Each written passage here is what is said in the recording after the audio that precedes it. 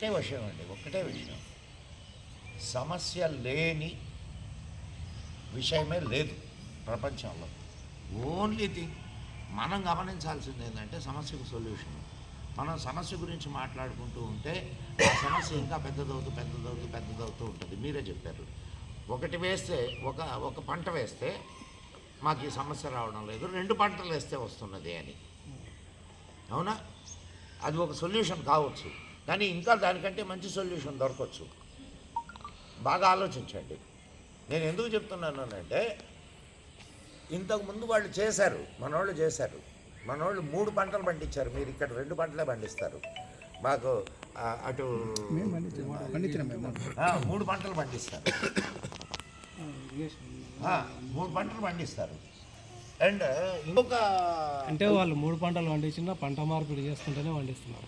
ఖచ్చితంగా పంట మార్పిడి అనేది లేకుంటే లేకుంటే ఈల్డింగ్ రాదు ఒకటి.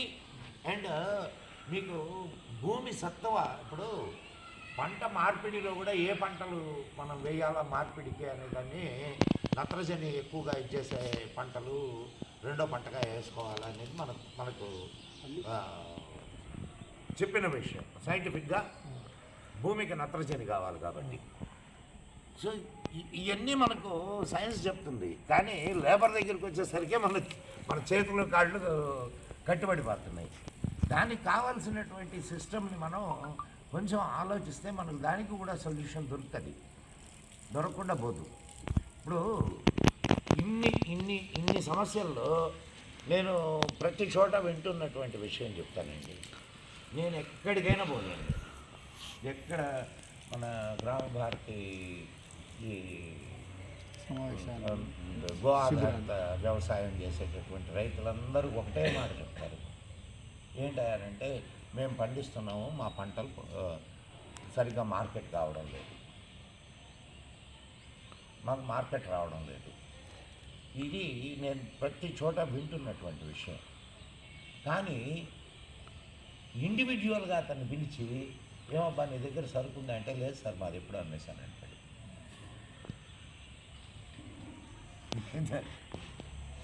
నలుగురిలోకి వచ్చేసరికి ఇది సమస్య అని చెప్తున్నారు, కానీ రియల్గా వాళ్ళ పంటలు వాళ్ళు అమ్ముకోగలుగుతున్నారు.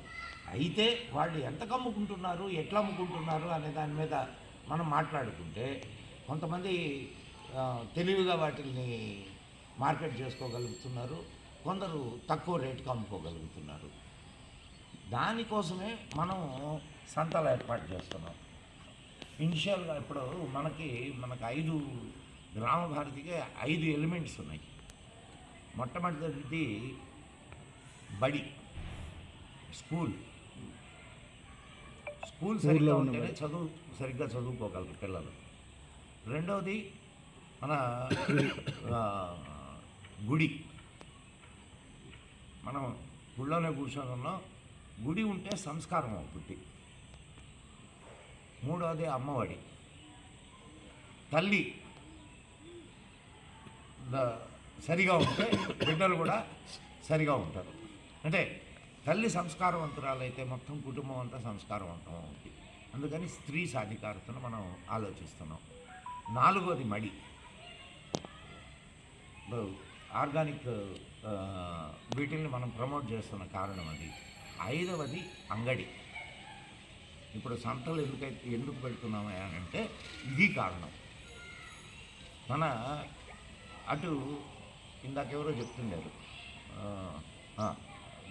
మీరే అనుకుంటాను, ఇది రిక్వైర్మెంట్ ఉంది మార్కెట్లో, విపరీతమైన రిక్వైర్మెంట్ ఉంది. చిన్న రిక్వైర్మెంట్ కాదు, అది విపరీతమైన రిక్వైర్మెంట్ ఉంది. కానీ ఆ రిక్వైర్మెంట్ని, అంటే consumer is ready to buy, కానీ కన్జ్యూమర్కి చేర్చేటటువంటి వ్యవస్థ లేదు. ఆ బ్రిడ్జిని ఇక్కడ ఉన్నటువంటి చాలా కొద్ది సంస్థలు బాగా క్యాష్ చేసుకుంటున్నాయి. మీరు ఒకసారి హైదరాబాద్కి వస్తే ఈ ఆర్గానిక్ వస్తువులు అమ్మేటటువంటి చాలా కొద్ది షాప్స్, మొత్తం హైదరాబాద్ మొత్తం మీద 10-15 షాపులు ఉంటాయి. ఒకసారి వెళ్ళి చూడండి, వాళ్ళ రేట్లు చూడండి, వాళ్ళ మెయింటెనెన్స్ చూడండి. మీకు అర్థం అవుద్ది.